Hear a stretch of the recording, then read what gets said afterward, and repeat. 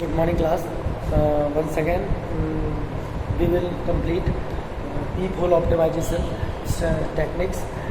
जैसा कि मैंने बताया था लास्ट लेक्चर में, peephole optimization is used where target code is optimized, has to be optimized. जहाँ हम टारगेट कोड को ऑप्टिमाइज करने की बात करते हैं वहाँ हम peephole optimization strategy यूज़ करते हैं. ठीक है, तो सबसे पहले मैंने आपको इसमें 2 पॉइंट आपसे डिस्कस किए थे लास्ट क्लास में. सबसे पहला रिमूवल ऑफ रेडंडेंट इंस्ट्रक्शंस, है ना.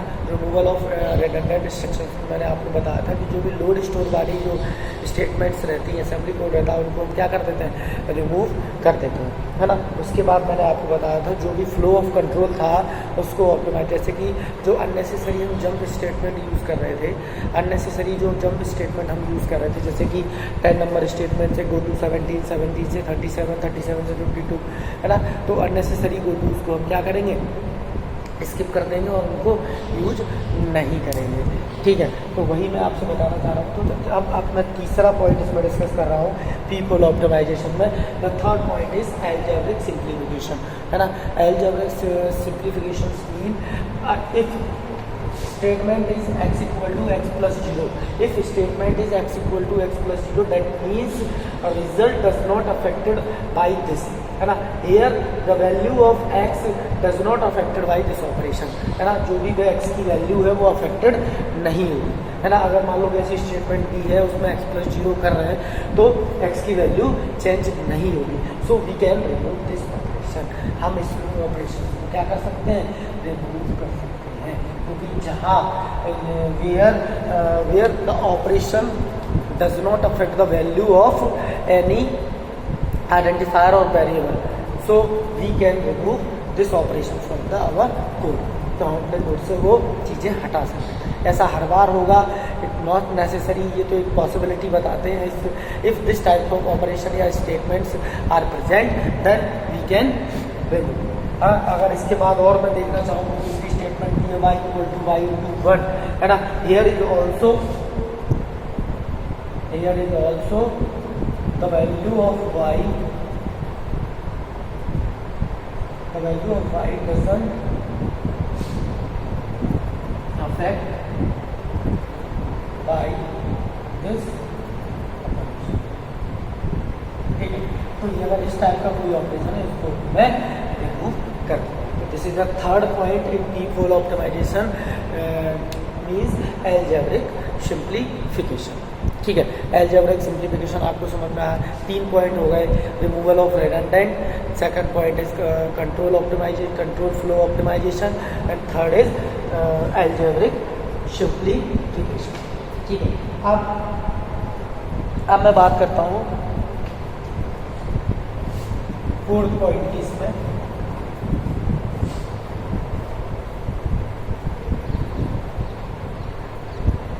फोर्थ पॉइंट की बात करता हूँ. Fourth, reduction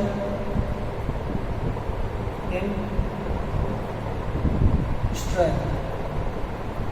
reduction in strength, है ना. रिडक्शन इन स्ट्रेंथ में क्या है, all as we know that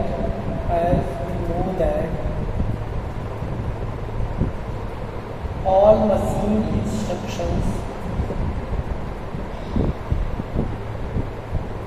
take different clock pulse to execute,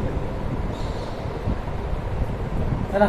as we know that all machine instructions take different clock pulse to execute separately, है ना. अगर मैं machine instructions की बात करूं तो ऐसा कोई ज़रूरी नहीं है कि सारे मशीन इंस्ट्रक्शन जो भी होंगे वो अलग एक ही क्लॉक पल्स लेंगे. नहीं, वो अलग अलग क्लॉक पल्स लेते हैं. जैसे कि अगर मैं बात करूं ऐड और सबसेक्शन की, इसकी कुछ क्लॉक पल्स, ठीक है, मान लो ये कुछ ले रहा है. अगर यही मैं बात करूं एक्सपोनेंशियल, तो ये आपकी मोर क्लॉक पल्स, है ना. More clock pulse as compare to add and subsection operation. अगर कोई एक्सपोनेंशियल हम ऑपरेशन कर रहे हैं तो वो आपकी ज़्यादा क्लॉक पल्स लेंगे, और ऐड और सबसेक्शन कर रहे हैं तो वो आपकी कम क्लॉक पल्स लेंगे. एक एग्जांपल लेता हूँ मैं. है ना। इसमें दिया है x equal to y into two, multiplication operation है, आपको देखना है ना। तो as we know that multiplication operation has more clock pulse as compare to x equal to y plus two, है ना, या बाई प्लस वाई, है ना। तो ये आपका एडिशन ऑपरेशन। तो हियर इस टाइप्स ऑफ इस ऑपरेशन को मैं क्या करूँगा, इस ऑपरेशन में कन्वर्ट करूँगा, क्योंकि रिजल्ट तो वही रहना है 2 बाई, है ना। तो क्यों ना हम जो मल्टीप्लिकेशन वाला जो मोर क्लॉक पल्स दे रहे थे उसमें उसको मैं क्या करूँ, कन्वर्ट कर दूँ बाई प्लस वाई ऑपरेशन। ठीक है, यही बात अगर मैं बात करूँ x equal to y to the power 2, है ना, और यही बात मैं करूँ x equal to y into y, तो as compare to exponential operation ज़्यादा क्लॉक पल्स लेगा एज कम्पेयर टू मल्टीप्लिकेशन। तो हम इस चीज़ को इससे रिमूव कर सकते हैं। ठीक है, ये हो गया आपका 4th पॉइंट।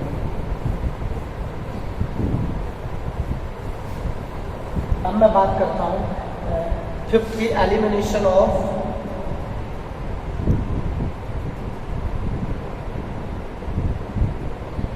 अनरीचेबल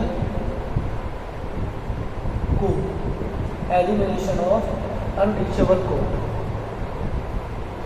है ना। It means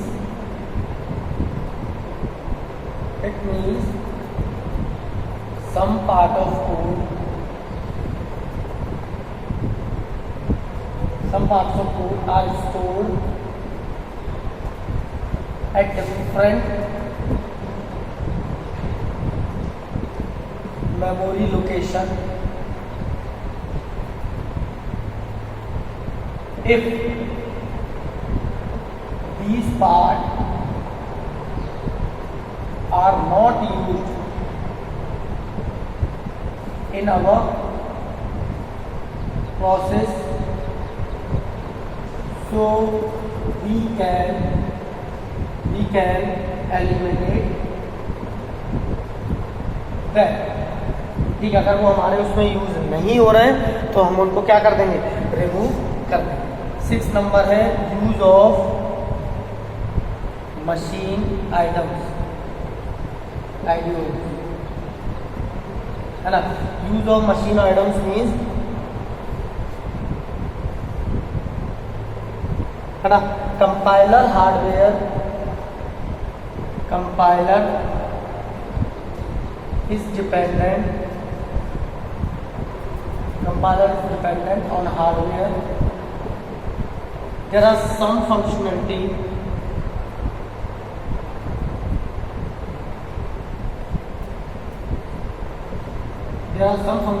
of compiler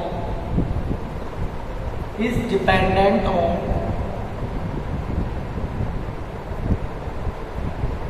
on hardware type which we are